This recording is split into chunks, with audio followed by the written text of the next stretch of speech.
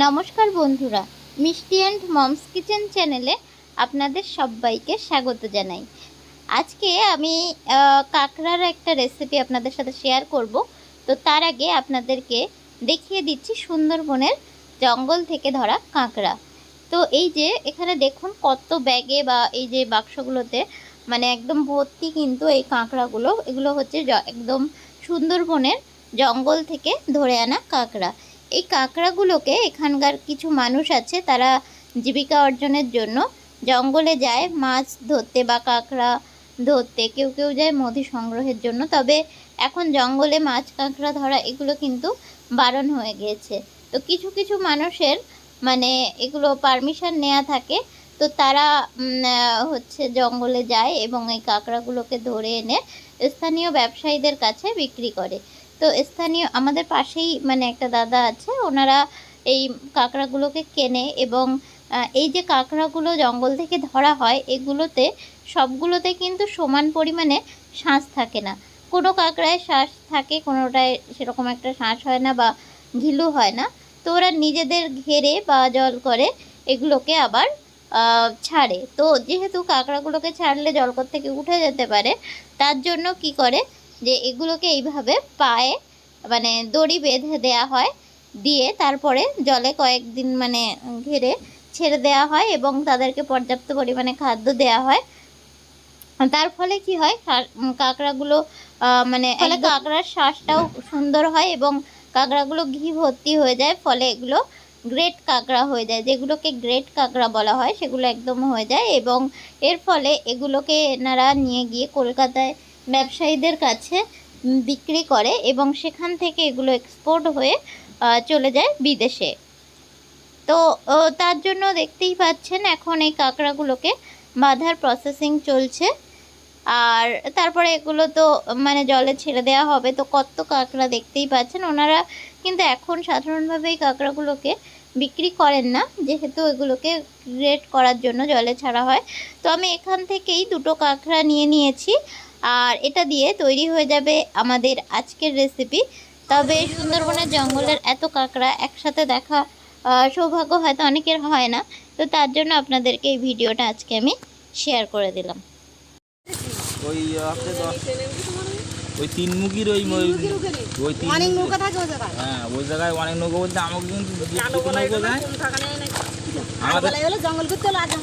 আমাদের কিন্তু দুটো নৌকা যায়, আর তোমাদের ওখানে ওই ওই পাঁচটা নৌকা, ওই চারটে নৌকা, ওই ছটা ওই ছটা নৌকা ওখানে জাল দেন। এই ষাট ষাট ষাট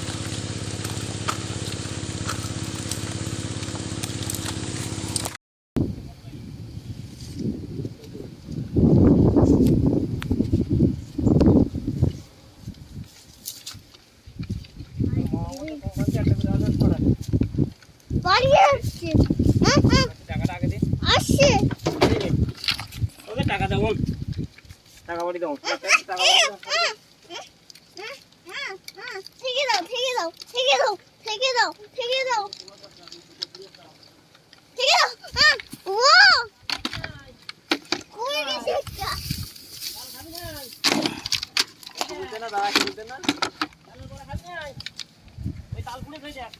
এই যে পুকুরটা নেট দিয়ে ঘেরা হয়েছে, এখানেই কিন্তু কাঁকড়াগুলোকে ছেড়ে দেওয়া হবে আর নোনা জল এই পুকুরটার মধ্যে ঢুকিয়ে দেওয়া হয়েছে। তাকাও তাকাও। এবারে চলে এলাম আমাদের রেসিপির পর্যায়ে। এবারে কাঁকড়াগুলোকে কেটে নেওয়া হবে। তো আমি প্রথমেই বললাম যে আমি ওখান থেকে দুটো কাঁকড়া নিয়ে নিয়েছি। তবে এগুলো এখনও কিন্তু পুরোপুরি পর্যায়ে যে গ্রেট কাঁকড়া হয়েছে তা নয়, কারণ ওরা যখন পা মাছ ছিল তখনই ওখান থেকে মানে আমি কিনেই নিয়েছি।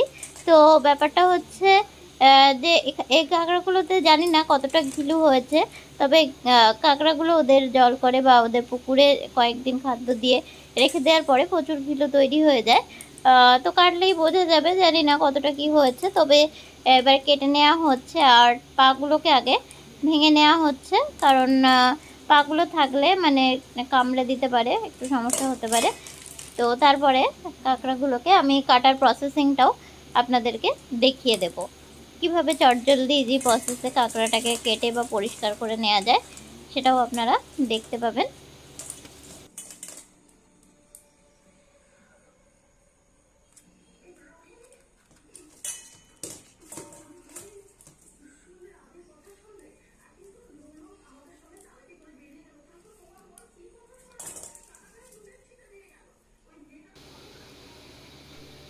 এবারে কাঁকড়াগুলোকে কেটে নেব। তো জলও নিয়ে নিয়েছি, আর পাগুলোকে আমি কাঁকড়াগুলোকে এমনি ধুয়েই রেখেছিলাম, তারপরে একটু জলও নিয়ে নিয়েছি।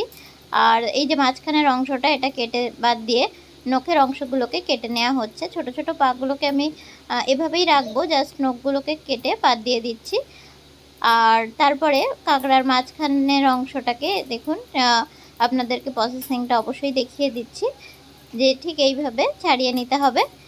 আর তারপরে এই যে নোংরা অংশগুলো আছে এগুলোকে কিন্তু বাদ দিয়ে দিতে হবে হাতের সাহায্যে, আর একটু বটির সাহায্যে এই অংশটা কেটে বাদ দিয়ে দিতে হবে। তারপরে কাঁকড়াটাকে পরিষ্কার করে ধুয়ে নিলেই হবে। আর খোলার অংশের মধ্যে যে ঘিলু আছে সেটাকে আমরা নিয়ে নেব।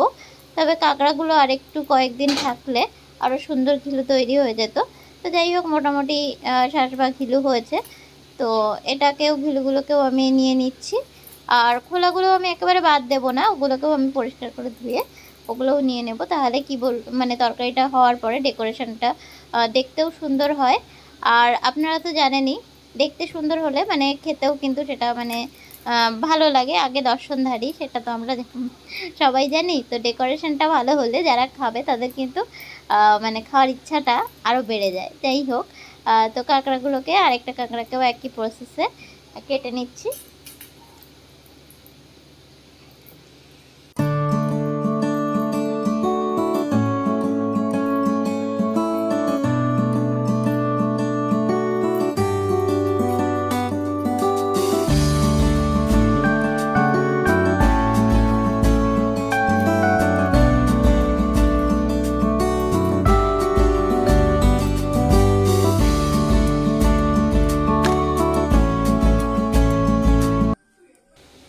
কাঁকড়ার ঝাল বানানোর জন্য যে উপকরণগুলো লাগবে সেগুলো চলুন দেখে নেওয়া যাক।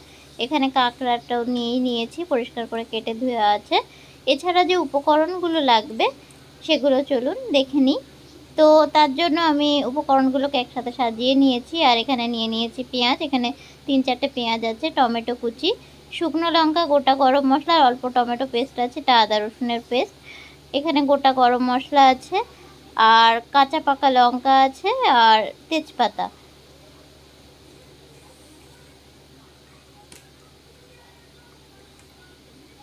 এছাড়া নিয়ে নিয়েছি গরম মশলার গুঁড়ো, ধনে গুঁড়ো, হলুদ, জিরে গুঁড়ো, কাশ্মীরি রেড চিলি পাউডার।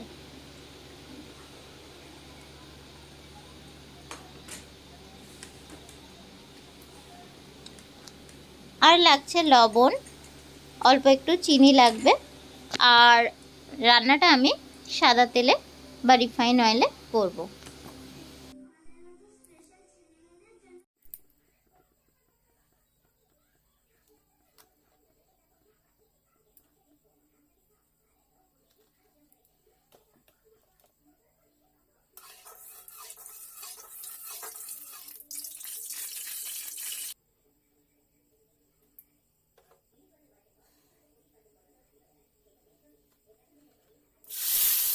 তেলটা গরম হয়ে গিয়েছে, এবার কাঁকড়াগুলোকে দিয়ে ভেজে নেব। তো দুটো কাঁকড়াকেই আমি দিয়ে দিলাম, আর গ্যাসের ফ্লেমটাকে একটু লো করে দিয়েছি। এই পর্যায়ে দিয়ে দিচ্ছি একটু হলুদ গুঁড়ো। কাঁকড়াটা যখন ভাজতে হবে, যে ঘি যে দিকটা থাকবে সেটাকে মানে উপরের দিকে রেখে পিঠের দিকটা তেলের উপরে দিলে, আর তারপর আস্তে আস্তে একটু উল্টে দিলে ঘিটা মানে শক্ত হয়ে যায়, আর কাঁকড়াটাও পারফেক্ট ভাজা হয়ে যায়। আর একটু পরিমাণ মতো লবণ উপর থেকে দিয়ে দিলাম। এইভাবে উল্টে পাল্টে আমি কাঁকড়াগুলোকে ভেজে নেব। তো দেখুন, দুটো কাঁকড়াই কিন্তু সুন্দর করে ভাজা হয়ে গিয়েছে। এবার কাঁকড়াগুলোকে একটা প্লেটে তুলে নিচ্ছি।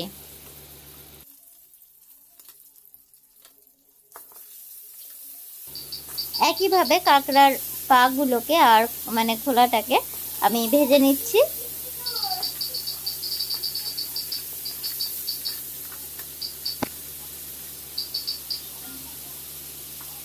তো এগুলোও আমার ভাজা হয়ে গিয়েছে, এগুলোকেও আমি প্লেটে তুলে নিচ্ছি। গ্যাসটা পর্যায়ে একটু কমিয়ে দিচ্ছি।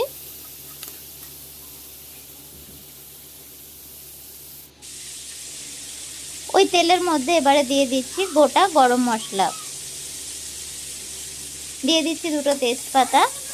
এটা দিয়ে হালকা একটু নেড়ে নিচ্ছি। এবারে দিয়ে দেব কুচিয়ে রাখা পেঁয়াজ। পেঁয়াজটা একটু বেশি পরিমাণে দিলে তরকারিটা কিন্তু টেস্টটা খুব সুন্দর হবে। এখানে প্রায় 4টে বড় মানে মিডিয়াম সাইজের পেঁয়াজ আছে, 3-4টে, তো সেগুলোকে এখানে আমি দিয়ে দিলাম। আর পেঁয়াজটাকে একটু ভেজে নিতে হবে। পেঁয়াজটা একটু ভেজে নিয়েছি। এবার দিয়ে দিচ্ছি টমেটো। এখানে ছোট সাইজের একটা টমেটো কেটে রাখা ছিল, তো সেটাকে দিয়ে দিয়েছি। এটাকে দিয়েও আমি একটু কষিয়ে নেব বা একটু ফ্রাই করে নেব।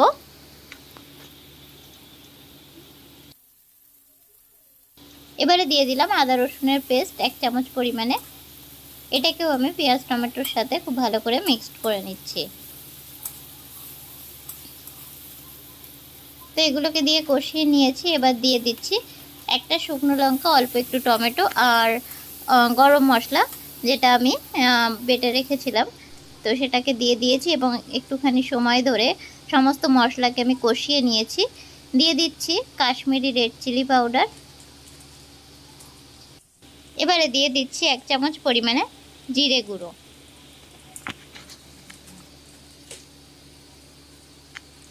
দিয়ে দিচ্ছি ধনে গুঁড়ো 1 চামচ পরিমাণে।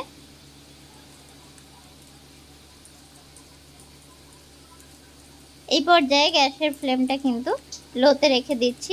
আর দিয়ে দেব এবার একটু হলুদ।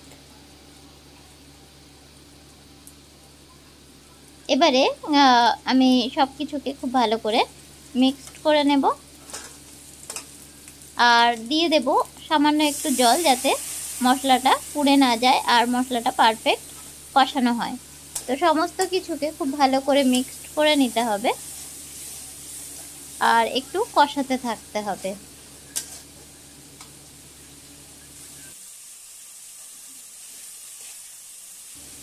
দেখুন মশলাটা কিন্তু একদম পারফেক্ট কষানো হয়ে গিয়েছে আর মশলা থেকে তেল ছেড়ে বেরোতে শুরু করেছে। এই পর্যায়ে কাঁকড়ার যে একটু ঘি মতন ছিল মানে সেটাকেও আমি এর মধ্যে অ্যাড করে দিলাম।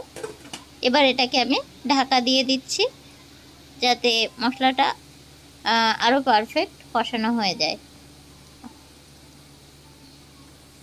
তো আমি 2 মিনিট পর ফিরে এসেছি আর মশলাটাও আমার একদম পারফেক্ট দেখুন কষানো হয়ে গিয়েছে। তো এই পর্যায়ে আমি ভেজে রাখা কাঁকড়াগুলোকে এখানে অ্যাড করে দিচ্ছি। সমস্ত মশলার সাথে কাঁকড়াগুলোকেও আমি একটু কষিয়ে নেব।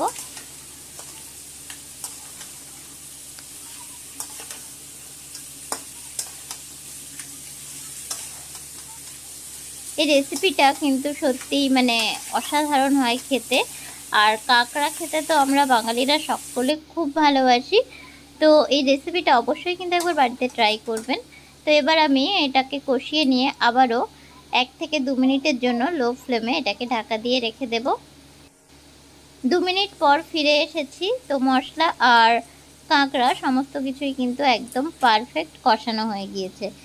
তো এই পর্যায়ে আমি সামান্য একটু চিনি অ্যাড করে দিচ্ছি। তো আপনারা চাইলে এটা স্কিপ করতে পারেন, তবে আমি বলবো চিনিটা দিলে এই পর্যায়ে কিন্তু টেস্টটা খুব সুন্দর হবে। আর একটু লবণ এখানে আমি অ্যাড করে দিলাম। লবণ আমি সেইভাবে তো এখানে অ্যাড করিনি, কাঁকড়াটা ভাজার সময় দিয়েছিলাম, তো টেস্ট অনুযায়ী লবণ অ্যাড করে দেওয়া হলো। তবে আপনারা অবশ্যই পরে টেস্ট করে একটু দেখে নিতে পারেন, যদি প্রয়োজন হয় তখন লবণ আর একটু অ্যাড করা যেতে পারে। তো এটাকে দিয়েও আমি ভালোভাবে কষিয়ে নিচ্ছি আর একটু।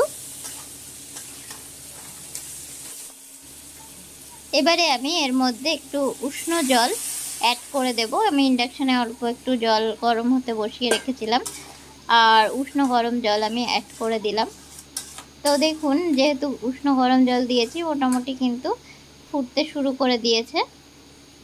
এটা 5 মিনিটের জন্য লো ফ্লেমে ঢাকা দিয়ে রাখবো। 5 মিনিট পর ফিরে এসেছি। দেখুন গ্রেভিটাও কিন্তু অনেকটাই কমে এসেছে। তো এই পর্যায়ে আমি কাঁচা পাকা লঙ্কা এখানে অ্যাড করে দিচ্ছি।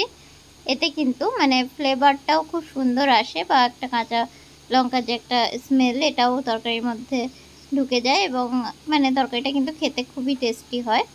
তো এটাকে আমি এখানে দিয়ে দিলাম। আর এবারও আমি এটা মিনিট 2-এর জন্য লো ফ্লেমে ঢাকা দিয়ে রাখছি। তো 2 মিনিট পর ফিরে এসেছি, আর এই পর্যায়ে আমি 1 চামচ পরিমাণে গরম মশলার গুঁড়ো অ্যাড করে দিচ্ছি। এবার আমি গ্যাসটাকে অফ করে দিলাম। তো পারফেক্ট কাঁকড়ার ঝাল আমার একদম রেডি। এবার এটা আমি গরম গরম ভাতের সাথে সার্ভিং প্লেটে সার্ভ করে দেব। আমার এই রেসিপিটা যদি আপনাদের ভালো লেগে থাকে তাহলে অবশ্যই কমেন্ট করে জানাবেন, আর লাইক শেয়ার করতে ভুলবেন না। আর আমার চ্যানেলে নতুন বন্ধু হলে চ্যানেলটিকে সাবস্ক্রাইব করে চ্যানেলের পাশে থাকার অনুরোধ জানাচ্ছি। সাথে সাথে বেল নোটিফিকেশনটিকে ক্লিক করে নেবেন, তাহলে আমার শেয়ার করা সমস্ত নতুন রেসিপির আপডেট সবার আগে পৌঁছে যাবে আপনার মোবাইলে। ভালো থাকবেন, সুস্থ থাকবেন, আবার দেখা হবে নতুন কোনো রেসিপি নিয়ে।